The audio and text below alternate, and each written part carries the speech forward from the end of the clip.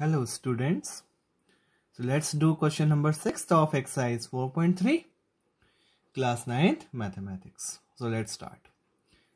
If the work done by body on application of a constant force is directly proportional to the distance traveled by the body, express this in the form of equation in two variable and draw the graph of the same by taking the constant force as 5 units.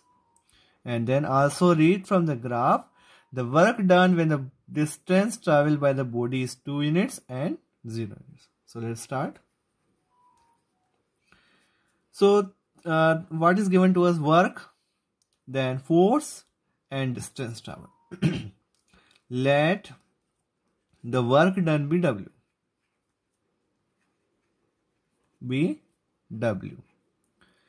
And force be F.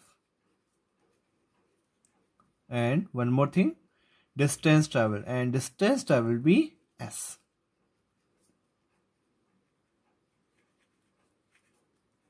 Be small s. Distance is shown by small s. Now what is given to us? Work done is directly proportional to the distance travel. So work done is directly proportional to this is a symbol of direct proportion. Work done is directly proportional to distance traveled. So how will write this one?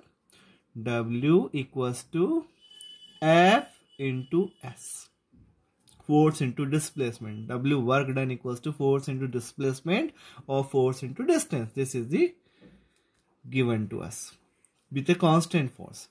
Work जो है distance travelled के proportion में है. अगर equals to में लिखेंगे तो constant force आएगा. गिवन है हमारे क्वेश्चन में कांस्टेंट फोर्स, तो F इंटू एस. अब नाउ है हम what is given to us, हमें गिवन है कि कांस्टेंट फोर्स 5 यूनिट्स है.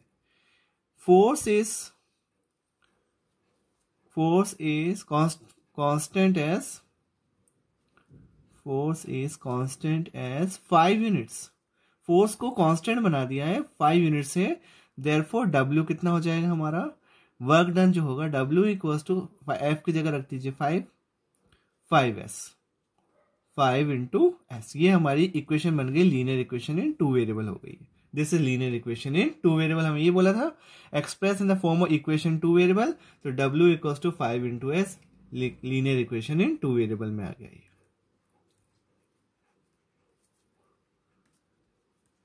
वेरिएबल हम कुछ भी ले सकते हैं, एक्स वाई जेड. यहाँ W और S के टर्म में है वर्क डन, और फोर्स F के टर्म में, और S डिस्टेंस को हमने S लिया है.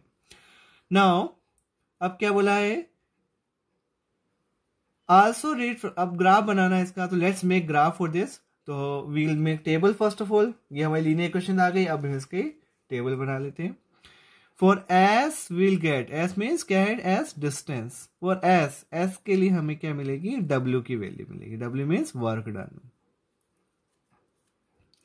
तो let's make table. 3 वैल्यूज ले लेते हैं. S लेते हैं पहले 1, तो 5 1 जा 5. S लेते हैं 2, 5 2 जा 10. फिर 3 ले लेते हैं एक बार, 5 3 जा 15. ये हम एक्स एक्सेस पे ले लेंगे और ये हम वाई एक्सेस के ऊपर ले लेंगे. ठीक है, अब ग्राफ बना लेते हैं. अच्छा, इसके अंदर स्केल वाई में हम क्या लेते हैं? 1 यूनिट को 5 ले लेंगे ग्राफ स्केल, और एक्स में 1 का 1 ही ले लेंगे, 1 यूनिट ले लेंगे इसके अंदर, और वर्क डन में हम 1 यूनिट को 5 ले लेंगे. तो ग्राफ प्लॉट कर लेते हैं इसका. फर्स्ट है 1 5 x1 y5 x1 y5. This is first point 1 5. Scale हमने x एक्सेस पे क्या ली है? ये स्केल हो गई x डैश ओ एक्स, और ये स्केल है y O Y dash. 1 5. Second है 2 10.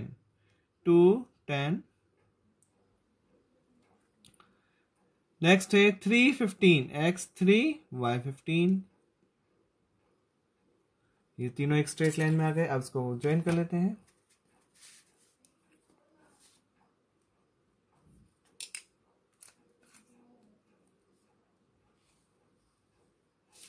ये हमारा लाइन बना दी हमने, ग्राफ बना दिया है। इक्वेशन, इसकी इक्वेशन क्या है, W equals to 5s, work done equals to force into displacement, या 5 इंटू एस है, डिस्टेंस ट्रेवल को s लिया है, डिस्प्लेसमेंट s है।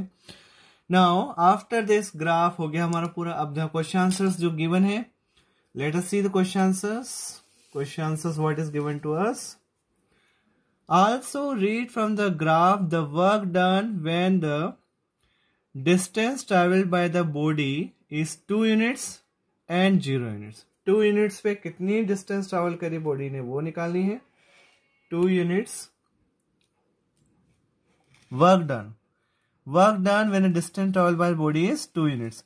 2 units पे कितना work done हुआ है, 10 का। देखो 2 units पे, ये 2 units है, distance 2 units है, तो वर्क डन कितना हुआ, वर्क डन कितना हुआ 10, वर्क डन हुआ 10। तो फर्स्ट आंसर हो गया हमारा 2 यूनिट्स का for travelling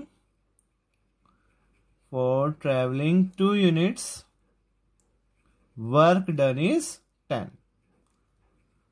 work done is 10 units.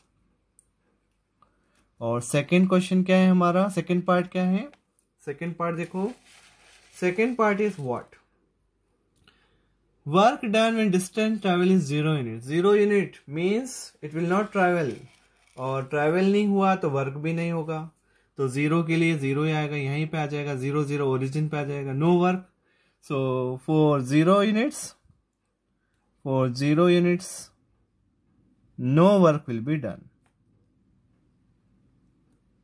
no work will be done, or 0 work.